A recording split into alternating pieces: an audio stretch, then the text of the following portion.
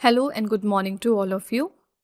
मैं आशा करती हूँ कि आप सब बिल्कुल ठीक होंगे और एक बार फिर से आप सभी का स्वागत है हमारे channel current affairs by Ravi पे।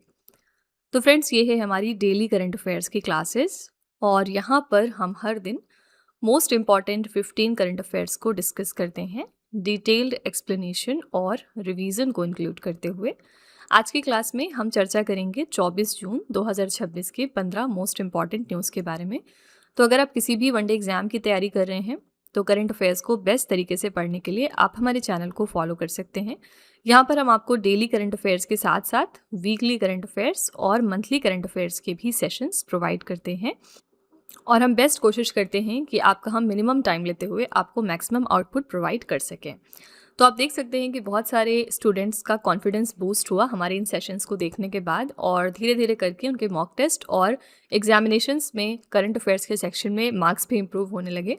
तो आप भी कुछ दिन का ट्रायल लेकर चेक कर सकते हैं एंड धीरे धीरे करके आपका भी स्कोर इसी तरह से इंप्रूव होता जाएगा। ठीक है, तो विद दिस नोट चलिए हम आज की अपनी क्लास शुरू कर लेते हैं।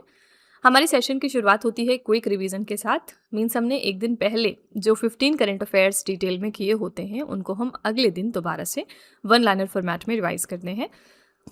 तो कल हमने पहला क्वेश्चन किया था, फिच हॉकी महिला नेशंस कप 2026 का खिताब किस टीम ने जीत लिया है? तो भारत ने। यहाँ पर फाइनल्स में हमने हराया था न्यूजीलैंड को एंड ये इवेंट कहाँ पर हुआ? न्यूजीलैंड के ऑकलैंड में।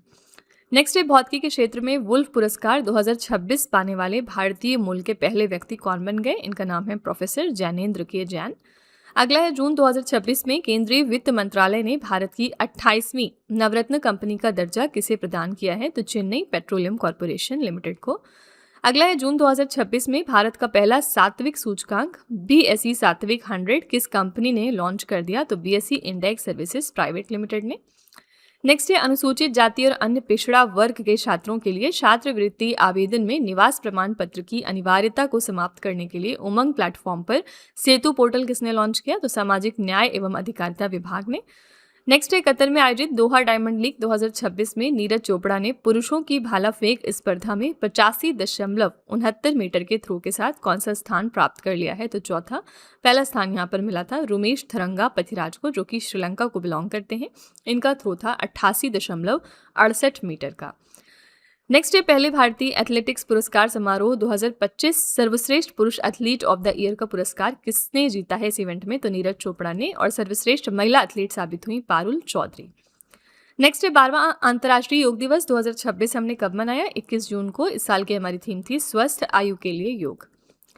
अगला है, 194 वर्ष की आयु में कौन सा जीव आधिकारिक तौर पर दुनिया का सबसे पुराना ज्ञात जीवित स्थलीय जानवर बन गया है? ये है जोनाथन कछुआ। नेक्स्ट है, जून 2026 में प्रधानमंत्री नरेंद्र मोदी ने किस बंदरगाह पर 3 स्वदेशी नौसैनिक जहाजों INS दूनागिरी, INS संशोधक और INS अग्रय को भारतीय नौसेना में शामिल कर लिया है? तो ये है श्यामा प्रसाद मुखर्जी बंदरगाह, जो कि कोलकाता में लोकेटेड है। नेक्स्ट है, state of world fisheries and aquaculture 2026 की रिपोर्ट के अनुसार वर्ष 2024 में भारत वैश्विक जलीय जीव उत्पादन में किस स्थान पर रहा है? तो दूसरे स्थान पर। अगला है, जून 2026 में केंद्रीय गृह मंत्री अमित शाह द्वारा लॉन्च किए गए अभिज्ञान मोबाइल एप्लीकेशन को किस संगठन द्वारा विकसित किया गया है? तो राष्ट्रीय अपराध रिकॉर्ड ब्यूरो यानी नेशनल क्राइम रिकॉर्ड्स ब्यूरो। अगला है, सर्वोच्च न्यायालय ने सुरक्षित और सीमांकित फुटपाथ पर चलने के अधिकार को भारतीय संविधान के किस अनुच्छेदों के तहत मौलिक अधिकार घोषित किया है? यह है अनुच्छेद नंबर 19 क्लॉज 1 और D और साथ ही अनुच्छेद नंबर 21। अगला है, जून 2026 में किस नोबेल पुरस्कार विजेता लेखक ने अपने Miss Lambert steps aboard danger नामक उपन्यास का अनावरण किया है? तो ये है काजुओ इशिगुरो। अगला है, जून 2026 में केंद्रीय वित्त मंत्री निर्मला सीतारमन ने पूर्वोत्तर भारत के सबसे बड़े जैविक मसाला प्रसंस्करण संयंत्र का उद्घाटन कहाँ पर किया है? तो मेघालय के भोइरिमबोक में। ठीक है, तो फ्रेंड्स, ये हमारे कल के मोस्ट इंपॉर्टेंट 15 करंट अफेयर्स हैं। अगर आप थोड़ा इनको और बेहतर तरीके से समझना चाहते हैं तो आप हमारा कल का लेक्चर रेफर कर सकते हैं। वहाँ पर हमने इन क्वेश्चंस के बारे में डिटेल में बात की थी। ठीक है, चलिए हम आज की अपनी क्लास अब देखते हैं और आज का पहला हमारा क्वेश्चन है, जून 2026 में भारत में आयोजित ब्रिक्स राष्ट्रीय सुरक्षा सलाहकारों की बैठक की अध्यक्षता किसने की है? तो ब्रिक्स के अंडर में national security advisers meeting recently हो गई है और इसकी अध्यक्षता की है अजीत डोभाल ने। सी ऑप्शन करेक्ट है। कौन है ये हमारे राष्ट्रीय सुरक्षा सलाहकार हैं। भारत की 2026 की ब्रिक्स अध्यक्षता के तहत 22 और 23 जून 2026 को नई दिल्ली में 2 दिन का ब्रिक्स राष्ट्रीय सुरक्षा सलाहकार की बैठक आयोजित हुई है। इस बैठक की अध्यक्षता की है भारत के राष्ट्रीय सुरक्षा सलाहकार अजीत डोभाल ने, जिसमें साइबर सुरक्षा, आतंकवाद और उभरती हुई नई तकनीकों के खतरों पर चर्चा की गई है। इस इवेंट के लिए हमारी थीम क्या थी? आज विश्व के सामने मौजूद गैर पारंपरिक सुरक्षा चुनौतियां, non traditional security challenges confronting the world today. ठीक है, करेक्ट आंसर है यहाँ पर C option, Mister Ajit Doval. Okay, यहाँ पर ब्रिक्स के बारे में ऑलरेडी हम बात कर चुके हैं कि ब्रिक्स की अध्यक्षता 2026 में इंडिया के पास है। ठीक है, लास्ट ईयर बात करेंगे 2025 में, तो ब्रिक्स की प्रेसिडेंसी थी किसके पास? ब्राजील कंट्री के पास। ओरिजिनली ब्रिक कंट्रीज ने इसको बनाया था 2009 में, ब्राजील, रशिया, इंडिया और चाइना ने। साउथ अफ्रीका ने फिर 2010 में इसको ज्वाइन कर लिया और ये ब्रिक्स बन गया प्रेजेंट में। लेकिन इसमें अब और भी कंट्रीज जुड़ चुकी हैं और इसमें आपको कॉमेंट में बताना है कि अब ब्रिक्स में कितने नेशंस हैं। ठीक है, चलिए इसी के साथ हम 2026 के कुछ शिखर सम्मेलन रिवाइज कर लेते हैं। विश्व आर्थिक मंच यानी वर्ल्ड इकोनॉमिक फोरम का 56वां वार्षिक सम्मेलन कहाँ पर हुआ? स्विट्जरलैंड के दावोस में। 52वां G7 शिखर सम्मेलन, इसके लिए कौन सा कंट्री होस्ट है? फ्रांस। 18वें ब्रिक्स शिखर सम्मेलन की मेजबानी कर रहा है Bharat. Global AI impact summit 2027 के लिए होस्ट है स्विट्जरलैंड का जिनेवा शहर। अफ्रीकी संघ का 39वां शिखर सम्मेलन होस्ट कर रहा है एथियोपिया का अदीस अबाबा। म्यूनिक सुरक्षा सम्मेलन का 62वां संस्करण होस्ट कर रहा है जर्मनी। विश्व सरकार शिखर सम्मेलन होस्ट कर रहा है यूएई का दुबई शहर। अंतर्राष्ट्रीय नवीकरणीय ऊर्जा एजेंसी की 16वीं बैठक हो रही है यूएई के अबू धाबी में। दूसरी इंटरनेशनल ओलंपिक रिसर्च कॉन्फ्रेंस 2026 हो रही है भारत में। राष्ट्रीय वस्त्र मंत्री सम्मेलन 2026 के लिए होस्ट है गुवाहाटी। वीमर ट्रायंगल प्रारूप में विदेश मंत्री स्तरीय बैठक कहाँ पर हो रही है? फ्रांस के पेरिस में।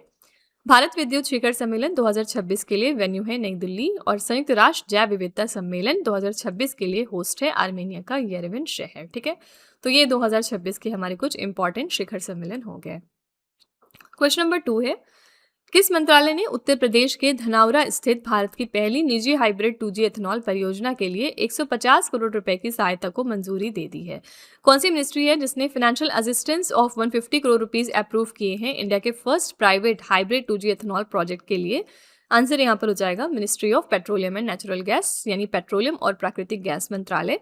और कहाँ पर यह प्रोजेक्ट डेवलप होगा? उत्तर प्रदेश के धनौरा में। ठीक है, तो ये वित्तीय सहायता मंत्रालय की प्रधानमंत्री जैव ईंधन वातावरण अनुकूल फसल अवशेष निवारण योजना के तहत उच्च प्रौद्योगिकी केंद्र के माध्यम से प्रदान की गई है। इस बायो रिफाइनरी की उत्पादन क्षमता है 91 किलोलीटर प्रतिदिन और ये कृषि अपशिष्ट और गन्ने की खोई यानी बैगास का उपयोग करके स्वच्छ परिवहन ईंधन का उत्पादन करेगी। ठीक है, करेक्ट आंसर है डी ऑप्शन। हमारे मिनिस्टर कौन है पेट्रोलियम एंड नेचुरल गैस के लिए? हरदीप सिंह पुरी। मिनिस्टर कौन है रिन्यूएबल एनर्जी के लिए? Mister Prahlad Joshi. Environment minister है हमारे मिनिस्टर भूपेंद्र यादव। ठीक है, minister of environment, forest and climate change है ये। और एग्रीकल्चर एंड फार्मर्स वेलफेयर के लिए हैं मिनिस्टर शिवराज सिंह चौहान। ठीक है, सारे मिनिस्टर्स का नाम इस तरह से याद रखना है आपको। क्वेश्चन नंबर 3 है, जून 2026 में उल्लास पहल के तहत भारत का छठा पूर्णता साक्षर राज्य कौन सा बन गया है? इंडिया का 6 नंबर का fully literate state under the Ullas initiative, ये है उत्तराखंड। डी ऑप्शन यहाँ पर करेक्ट है। उल्लास का फुल फॉर्म क्या है? Understanding lifelong learning for all in society. Ullas Bharat सरकार के शिक्षा मंत्रालय द्वारा शुरू किया गया एक प्रमुख नव भारत साक्षरता कार्यक्रम है और ये राष्ट्रीय शिक्षा नीति 2020 के अनुरूप है, जिसका उद्देश्य है 15 वर्ष या उससे अधिक आयु के उन सभी वयस्कों को शिक्षित करना जो किसी कारणवश औपचारिक स्कूली शिक्षा से वंचित रह गए हैं। ठीक है, उल्लास योजना के तहत पूर्ण साक्षरता का दर्जा हासिल करने वाले कौन से राज्य हैं? तो पहला राज्य था मिजोरम, दूसरे पर गोवा आता है, तीसरे पर है त्रिपुरा, चौथे पर हिमाचल प्रदेश और पांचवे पर सिक्किम। और इसी के साथ सिक्किम पूर्वोत्तर का तीसरा राज्य भी है। ठीक है, करेक्ट आंसर है यहाँ पर डी ऑप्शन उत्तराखंड। ये इंडिया का 6 नंबर का फुली लिटरेट स्टेट है अंडर द उल्लास इनिशिएटिव। इसी तरह से हमने यूनिफॉर्म सिविल कोड के बारे में बात की थी कि रिसेंटली यूनिफॉर्म सिविल कोड को अडॉप्ट करने वाला तीसरा स्टेट कौन सा बना था? ये था असम। ठीक है, एंड असम के पहले कौन से 2 स्टेट्स हैं जिन्होंने यूनिफॉर्म सिविल कोड को अपने यहाँ पर इंप्लीमेंट किया है? तो ये स्टेट्स हैं उत्तराखंड और गुजरात। ठीक है, क्वेश्चन नंबर 4 है, ओलंपिक दिवस 2026 हमने कब मनाया? तो रिसेंटली हमने ओलंपिक डे 23 जून को सेलिब्रेट किया है। अंतर्राष्ट्रीय ओलंपिक दिवस हर वर्ष ही 23 जून को हम मनाते हैं एंड ये दिन आधुनिक ओलंपिक आंदोलन की स्थापना के उपलक्ष्य में मनाया जाता है, जिसकी शुरुआत हुई थी 23 जून 1894 को पेरिस शहर में। ठीक है, इस साल के लिए हमारी थीम क्या है? खेल, पुलों का निर्माण, बाधाओं का टूटना, यानी कि sport, building the bridges, breaking the barriers. ठीक है, करेक्ट आंसर यहाँ पर ए ऑप्शन। 23 जून को हमने मनाया ओलंपिक डे। ओके, यहाँ पर ऑप्शन में 21 जून भी है, तो 21 जून को हम सेलिब्रेट करते हैं इंटरनेशनल लेवल का योगा डे, ठीक है। 22 जून को हमारा कौन सा डे होता है, तो इस दिन हम मनाते हैं वर्ल्ड रेन फॉरेस्ट डे। हम लोग इस दिन बात करते हैं कि रेन फॉरेस्ट कितने ज़रूरी हैं हमारी बायोडाइवर्सिटी के लिए। 24 जून को एज सच आपका कोई भी खास दिन नहीं होता है, ठीक है। क्वेश्चन नंबर 5 है, पुरुष और महिला क्रिकेट के इतिहास में 200 टी20 अंतर्राष्ट्रीय मैच खेलने वाली दुनिया की पहली खिलाड़ी कौन बन गई? First player in the world across men's and women's cricket जिन्होंने 200 टी20 इंटरनेशनल मैचेस खेल लिए, इनका नाम है Harmanpreet Kaur. C option correct है। भारतीय महिला क्रिकेट टीम की कप्तान है हरमनप्रीत कौर। इन्होंने जून 2026 में महिला टी20 विश्व कप के दौरान दक्षिण अफ्रीका के खिलाफ मैदान पर उतरते ही इतिहास रच दिया। वो दुनिया की पहली ऐसी क्रिकेटर बन गई हैं जिन्होंने 200 टी20 अंतर्राष्ट्रीय मैच अब खेल लिए हैं, ठीक है। आंसर है यहाँ पर हरमनप्रीत कौर। इसी के साथ स्मृति मंधाना बहुत ज्यादा चर्चे में है आजकल। क्यों? क्योंकि जो टाइम मैगजीन की एक लिस्ट आई है जिसमें इन्होंने 100 most influential people in sports की सूची जारी की थी, इसमें इन्होंने स्मृति मंधाना को इंक्लूड कर लिया है। और इसी के साथ ये इकलौती ऐसी प्लेयर हैं इंडिया की तरफ से जिनका नाम इस सूची में शामिल हुआ। टाइम की जो भी लिस्ट आती है ना, वो इंपॉर्टेंट है आपके एग्जाम के लिए, तो इसमें याद रखिएगा कि इंडिया की तरफ से एकमात्र नाम इसमें किसका था? स्मृति मंधाना का, ठीक है। क्वेश्चन नंबर 6 है, जून 2026 में किस राज्य की खुरासानी इमली को भौगोलिक संकेत टैग मिला है? तो रिसेंटली खुरासानी इमली को जीआई टैग मिला है और ये प्रोडक्ट है मध्य प्रदेश का। ए ऑप्शन करेक्ट है। जून 2026 में मध्य प्रदेश के धार जिले के ऐतिहासिक शहर मांडू में पाए जाने वाले विशेष फल खुरासानी इमली को प्रतिष्ठित जीआई टैग प्रदान किया गया। वास्तव में वो प्राचीन अफ्रीकी बाओबाब पेड़ का फल है जिसे 14वीं शताब्दी में महमूद खिलजी के शासनकाल के दौरान मांडू लाया गया था, ठीक है।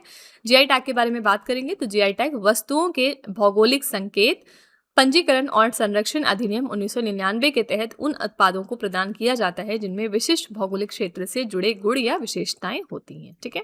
करेक्ट आंसर है यहाँ पर A option Madhya Pradesh, okay. अभी हमने देखा था कि रिसेंटली बहुत सारे प्रोडक्ट्स हैं जिनको जीआई टैग मिला है, जैसे कि झारखंड से कुल 11 प्रोडक्ट्स थे जिनको अभी हाल ही में जीआई टैग दिया गया। एक प्रोडक्ट है जिसका नाम है सारिंदा। सारिंदा एक तरह का म्यूजिकल इंस्ट्रूमेंट है, इसको भी जीआई टैग मिला रिसेंटली। एंड ये कौन सी स्टेट का प्रोडक्ट है याद रखिएगा? त्रिपुरा का, ठीक है। और इसको भी आप रिवाइज करते रहिएगा, हमने अपने पुराने लेक्चर्स में इन सब चीजों के बारे में डिटेल में बात की थी। क्वेश्चन नंबर 7 है, जून 2026 में किस देश के प्रधानमंत्री कीर स्टारमर ने अपने पद से इस्तीफा दे दिया? कीर स्टारमर ये कौन सी कंट्री के प्राइम मिनिस्टर थे? तो ब्रिटेन के, और इन्होंने रिसेंटली अपना रेजिग्नेशन दिया है। ब्रिटेन के प्रधानमंत्री और लेबर पार्टी के नेता कीर स्टारमर ने 22 जून 2026 को आधिकारिक तौर पर अपने इस्तीफे की घोषणा कर दी। उनके खिलाफ 100 से अधिक सांसदों और मंत्रियों के बढ़ते दबाव के कारण उन्होंने पद छोड़ने का फैसला किया। पिछले 10 वर्षों में वो समय से पहले इस्तीफा देने वाले छठे ब्रिटिश प्रधानमंत्री बन चुके हैं, ठीक है। तो याद रखिएगा कीर स्टारमर प्राइम मिनिस्टर थे अभी तक ब्रिटेन के, और रिसेंटली इन्होंने अपना रिजिग्नेशन दिया है, ओके। इराक कंट्री में अभी इलेक्शंस हुए थे और यहाँ पर नए प्राइम मिनिस्टर अभी कौन बन गए हैं, इनका नाम याद रखना जरूरी है आपके लिए, मिस्टर अली फलीह कदीम अल जैदी, ठीक है। और ये क्यों इतना ज्यादा न्यूज में आए हैं? क्योंकि इराक के यंगेस्ट प्राइम मिनिस्टर बन चुके हैं ये, इसलिए काफी चर्चे में रहे हैं, ओके। ब्रिटेन की बात करेंगे तो आप यहाँ पर लोकेशन देख सकते हैं, यहाँ पर कुछ लोकेटेड है आपका ब्रिटेन, और इसके बारे में थोड़े से स्टैटिक फैक्ट देख लेते हैं।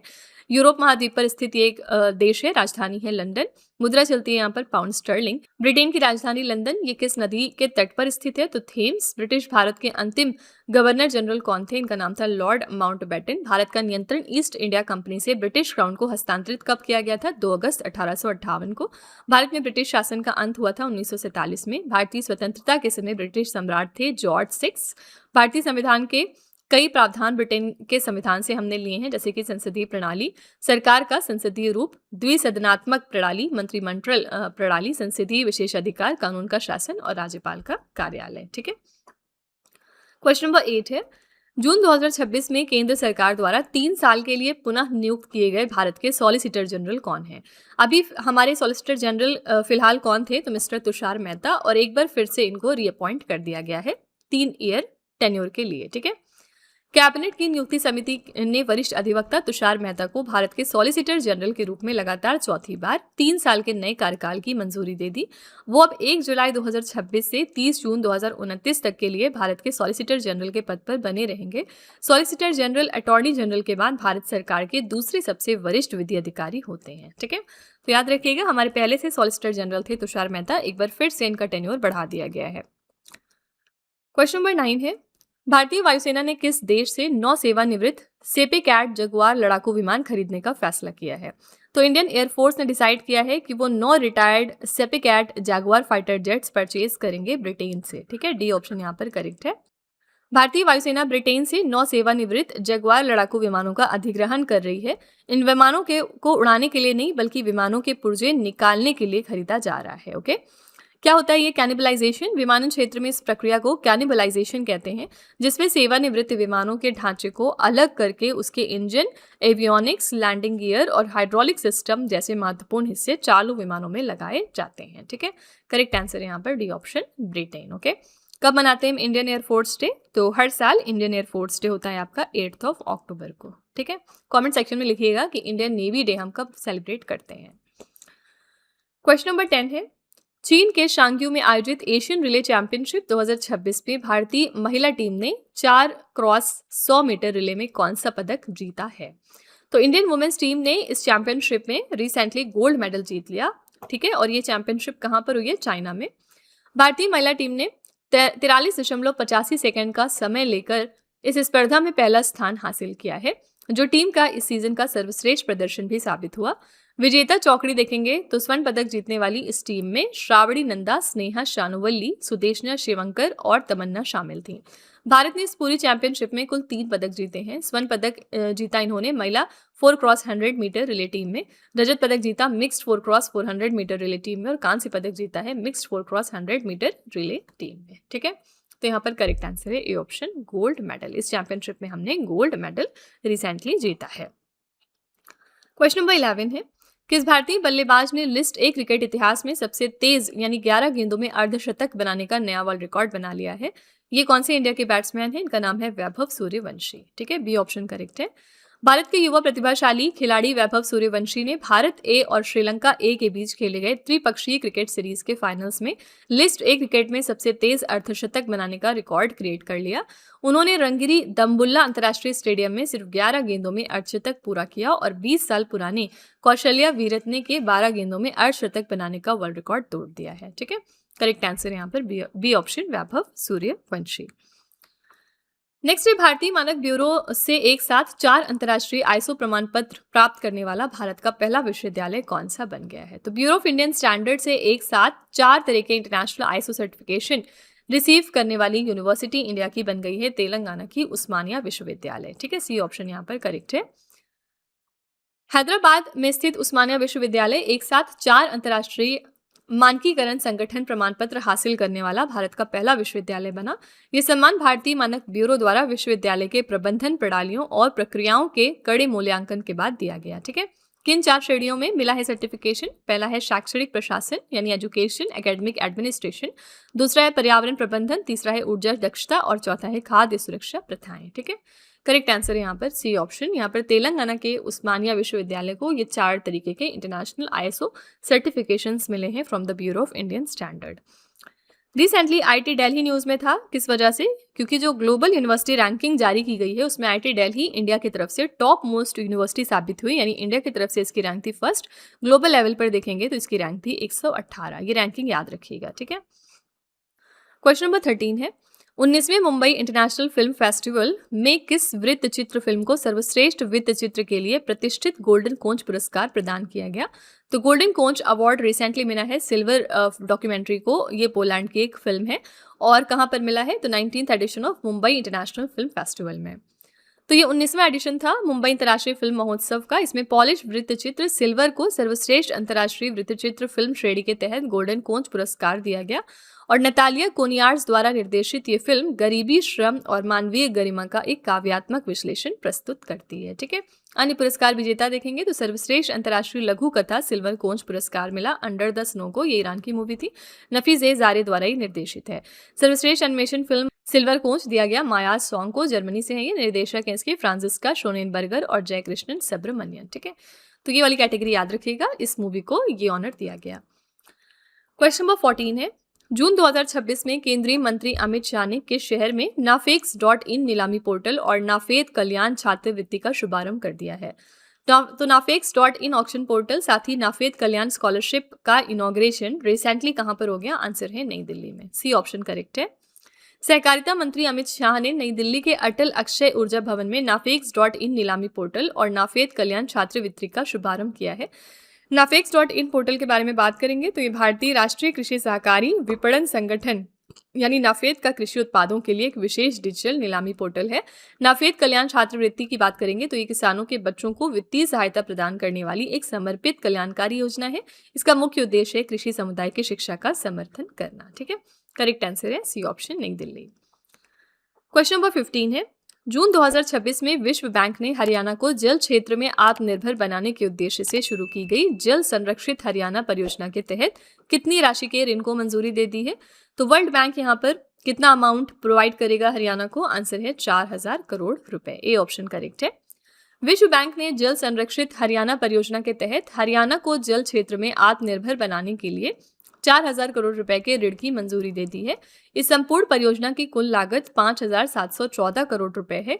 इस योजना के जरिए हरियाणा के उन ब्लॉकों पर विशेष ध्यान दिया जाएगा जहां भूजल का अत्यधिक दोहन हुआ है और वहां आधुनिक तकनीकों से जल संचयन को बढ़ावा दिया जाएगा। ठीक है, करेक्ट आंसर है यहाँ पर ए ऑप्शन, 4000 करोड़ रुपए। वर्ल्ड बैंक का हेडक्वार्टर कहाँ पर है? तो वॉशिंगटन डीसी में। और यहाँ पर किस और इंपॉर्टेंट ऑर्गेनाइजेशन का हेडक्वार्टर है? इंटरनेशनल मॉनेटरी फंड का। ठीक है, तो फ्रेंड्स ये थे आज के हमारे most important 15 current affairs. I really hope कि आपको ये हमारा सेशन पसंद आया होगा। लास्ट में हम आपके लिए एक छोटा सा टेस्ट रखते हैं 3 क्वेश्चंस का, ये चेक करने के लिए कि आपने कितना पढ़ा, कितना समझा। पहला क्वेश्चन है आपके लिए, जून 2026 में उल्लास पहल के तहत भारत का छठा पूर्णतः साक्षर राज्य कौन सा बन गया है? दूसरा क्वेश्चन है, जून 2026 में किस देश के प्रधानमंत्री कीर स्टारमर ने अपने पद से इस्तीफा दे दिया? और तीसरा क्वेश्चन है, ओलंपिक दिवस 2026 हमने कब मनाया? तो ये 3 क्वेश्चंस आपके लिए हैं एज अ होमवर्क। इनका जवाब आपको कमेंट में जाके लिखना है। इसी के साथ हमारी क्लास यहाँ पर एंड होती है। आप अपना फीडबैक कमेंट में ज़रूर लिखिएगा कि आपको क्लास कैसी लगी। अगर आपको लगता है कि ये क्वेश्चंस आपको कहीं ना कहीं हेल्प कर रहे हैं तो प्लीज़ एक छोटा सा रिव्यू हमारे कमेंट में आप डाल सकते हैं, जिससे कि जो हमारे दूसरे नए व्यूवर्स आते हैं चैनल पर वो भी हमारे ऊपर ट्रस्ट करेंगे। ठीक है, तो फ्रेंड्स इसी तरह के बेस्ट क्वालिटी कंटेंट और अच्छी प्रेपरेशन के लिए आप हमारे चैनल के साथ जुड़े रहिए। मिलते हैं नेक्स्ट क्लास में। Till then stay tuned. Thank you so much for watching. Also don't forget to like, share and subscribe our channel. तो फ्रेंड्स वीडियो को एंड करने से पहले बस यहाँ पर एक छोटी सी इन्फॉर्मेशन है आपके लिए। अगर आपको हमारी जीएस या फिर करंट अफेयर्स की ई बुक चाहिए तो आप उसके लिए हमारी वेबसाइट www.ravibooks.pdf.com को रेफ़र कर सकते हैं। यहाँ पर आपको ऐसी मंथली मैगजीन्स भी मिल जाएंगी सेपरेट मंथ की, जिसमें हमने 600 से ज़्यादा क्वेश्चंस बहुत ही डिटेल में डिस्कस किए हैं। आप देख सकते हैं कि हर क्वेश्चन को हमने किस तरह वेल एक्सप्लेन किया है, highlights, important point, static GK और पिक्चर्स का यूज़ करते हुए, ताकि आपको प्रॉपर अंडरस्टैंडिंग हो सके। तो अगर आप इंटरेस्टेड हैं तो आप इस नंबर को रेफ़र करिएगा 9888749999। ठीक है, ये हमारी बुक्स की वेबसाइट है जिसका नाम है www.raviaditipublication.com। यहाँ पर आपको डिफरेंट बुक्स मिल जाएंगी, जैसे कि 25,000 प्लस जीके जीएस की ये वाली 1 लाइनर बुक है। इसके अलावा कंप्यूटर जीके, सामान्य विज्ञान, एनसीईआरटी के नोट्स डिफरेंट सब्जेक्ट्स में। तो इसके लिए भी आप इसी नंबर को रेफ़र कर सकते हैं अगर आप इंटरेस्टेड हैं तो। साथ ही ये है हमारा mobile application Ravi study app. Play store पर जाकर आप इसको अपने फ़ोन में यहाँ से इंस्टॉल कर सकते हैं। इसमें आपको डिफरेंट कैटेगरीज़ मिलेंगी और बहुत सारे फीचर्स मिलेंगे जिनकी हेल्प से आप अपनी प्रेपरेशन को बेहतर कर सकते हैं। इसमें एक कैटेगरी यहाँ पर आपको मिलती है करंट अफेयर्स पेड वीडियो की। ये हमारा एक तरह का कॉम्बो DCA का कोर्स है जिसमें आपको एड फ्री वीडियो मिलेगा फर्स्ट ऑफ ऑल। देन यहाँ पर 15 क्वेश्चंस का क्विज आपको देते हैं हम। 15 क्वेश्चंस का PDF है एक्स्ट्रा की पॉइंट्स के साथ साथ, और इस कोर्स के लिए हम आपको लाइफ टाइम वैलिडिटी भी प्रोवाइड करते हैं। तो अगर आप इसमें से कोई भी कोर्स परचेज करना चाहते हैं तो उसके लिए आप इस नंबर को रेफ़र कर सकते हैं। ठीक है।